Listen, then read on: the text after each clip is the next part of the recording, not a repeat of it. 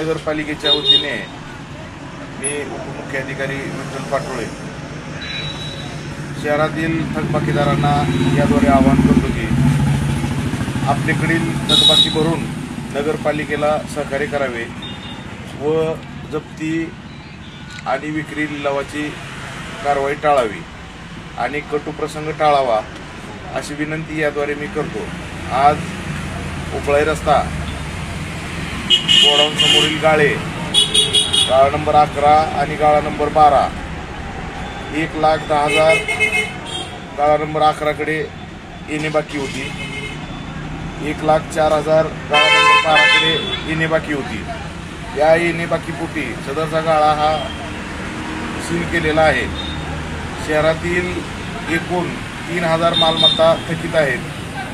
त्यांच्याकडील येणे बाकी वसूल होण्याकरता बार्शी नगरपालिकेने कडक पाऊल उचललेले आहेत। अनेक वेळा नोटिसा दिलेल्या आहेत, जप्तीची वॉरंट दिलेली आहेत, लोक अदालतीची पत्र दिलेली आहेत। एवढे करून देखील काही थकबाकीदार नगरपालिकेकडे कराचा भरणा करत नाहीत। या अपरिहार्य कारणास्तव आपणाला कारवाई करणे आवश्यक आहे। त्याचबरोबर दुसरी महत्त्वाची सूचना अशी राहील की ज्या मालमत्ता थकीत आहेत आणि त्याच्यावरती कराचा भरणा होत नाही अशा मालमत्ता बार्शी नगरपालिकेकडून वॉरंट दिलेले असून सदरच्या मालमत्ता स्थावर मालमत्ता आम्ही जप्त करत आहोत। येत्या काही दिवसात त्यांची विक्री करण्याचे प्रयोजन बार्शी नगरपालिकेकडून आहे। जाहीर लिलावाद्वारे दिनांक निश्चित करून सदरच्या जागा विक्री करून त्यातून कराची वसुली करण्यात येईल। त्याचबरोबर नळ कनेक्शन बंद करण्याचे प्रयोजन आहे। शहरात आतापर्यंत 100 ते 150 नळ कनेक्शन बंद केलेले आहेत। एकूण 13 पथके कार्यान्वित असून 13 पथकाबरोबर प्रत्येक पथकाबरोबर नळ तोडणी करणारा कर्मचारी आहे। बार्शी नगरपालिकेने नळ तोडणीची मोहीम हाती घेतलेली आहे। नळ तोडणी, जागेची विक्री, जंगम मालमत्तेची जप्ती आणि इतर मार्गाने कराची वसुली कडक करून बार्शी नगरपालिकेकडून कारवाई करण्यात येणार आहे। थकबाकीदारांनी कराचा भरणा तातडीने करून नगरपालिकेत सहकार्य करावे व कटुप्रसंग टाळावा। यासाठी मुदत किती आहे किंवा थकबाकीदारांसाठी काही हप्त्याचं प्रयोजन आपल्या नगरपालिकेच्या वतीनं करण्यात आलं? आम्ही साधारण जून महिन्यात, जुलै महिन्यात बिलं दिली, त्यानंतर ऑगस्ट सप्टेंबरला एक लोक अदालतीच्या नोटीस दिल्या थकीत असलेल्यांना, नंतर डिसेंबरला एकदा नोटिसा दिल्या, त्यानंतर जानेवारीमध्ये फेब्रुवारीमध्ये जप्तीचे वॉरंट आणि नोटिसा दिल्या। 3-4 वेळा आवाहन केले वर्षात की पैसे टप्प्याटप्प्याने भरा। आता टप्प्याटप्प्याने भरायचे दिवस राहिले, 31 मार्च 15-20 दिवसावर येऊन थांबलेला आहे। त्यामुळे आता मुदत देण्याचा प्रश्न उद्भवत नाही आणि मुदत मागितली तर ह्या 15-20 दिवसातच 2-3 वेळा करून त्यांना भरायला लागेल। या गोष्टी पैसे भरल्याशिवाय, थकबाकी भरल्याशिवाय कारवाई करणार नाही। या कारवाईमधून कुणालाही वगळलं जाणार नाही, या कारवाईमध्ये कुठलाही भेदभाव केला जाणार नाही। कृपया थकबाकीदारांनी या गोष्टीची नोंद घ्यावी की वसुलीची शासनाकडून तंबी आहे। या वसुलीच्या टक्केवारीचा एकंदरीत परिणाम शहराच्या विकासावर होत आहे। त्याकरता अपरिहार्य कारणास्तव आपल्याला हे जप्ती, विक्री करणं, जागा विकून उर्वरित पैसे त्यांना परत देणं आणि त्यातून कराची वसुली करणे आणि जागा जाहीर लिलावाद्वारे विक्री करणार आहे आपण। तर या गोष्टी टाळायच्या असतील तर कराचा भरणा करावा आणि नगरपालिकेला सहकार्य करावे। नगरपालिकेच्या विकासास, आपल्या शहराच्या विकासास हातभार लावावा। शहरात सगळीकडे रस्ते, गटारी या बाकीच्या सगळ्या सोयीसुविधा देण्याकरता शासनाकडून आपल्याला केंद्र शासनाचं, राज्य शासनाचं अनुदान देणं आवश्यक असते।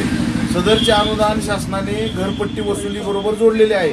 वसुलीच्या टक्केवारीच्या प्रमाणात आपणास शासनाकडून अनुदान प्राप्त होत असते आणि या सगळ्या अधिकाऱ्यांना कमी वसुली केलेली त्यांच्या गोपनीय अहवालामध्ये नोंद घ्यायची असं शासनाने ठरवलेलं आहे। म्हणजे वैयक्तिकरित्या आमच्या सर्व्हिस रेकॉर्डमध्ये पण या गोष्टी येणार आहे।